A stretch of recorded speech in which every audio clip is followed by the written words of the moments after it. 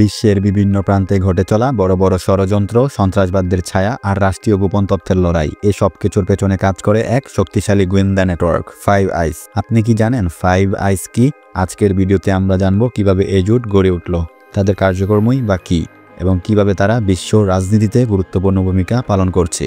Five আইস হল একটি গোয়েন্দা জোট যা মূলত 5টি দেশের সমন্বয়ে গঠিত: যুক্তরাষ্ট্র, যুক্তরাজ্য, কানাডা, অস্ট্রেলিয়া, নিউজিল্যান্ড। এই 5টি দেশ একসাথে কাজ করে গোয়েন্দা তথ্য ভাগাভাগি করে। এটির মূল উদ্দেশ্য হল বিশ্বজুড়ে সন্ত্রাসবাদ, সাইবার আক্রমণ এবং আন্তর্জাতিক নিরাপত্তা হুমকি মোকাবেলা করা। ফাইভ আইস জোটের গোড়পতন হয়েছিল দ্বিতীয় বিশ্বযুদ্ধের সময়। 1941 সালে যুক্তরাজ্য এবং যুক্তরাষ্ট্র প্রথমবারের মতো তাদের গোয়েন্দা তথ্য ভাগাভাগি শুরু করে। পরবর্তীতে 1946 সালে আনুষ্ঠানিকভাবে ইউকে-ইউএসএ এগ্রিমেন্ট স্বাক্ষরিত হয়। পরে কানাডা, অস্ট্রেলিয়া এবং নিউজিল্যান্ড এই চুক্তিতে যোগ দেয়। এই জোটের মূল শক্তি তাদের নজরদারি ও বিশ্লেষণ ক্ষমতায়। তারা ইন্টারনেট, টেলিফোন কল এবং ইলেকট্রনিক ডেটা মনিটরিং করে।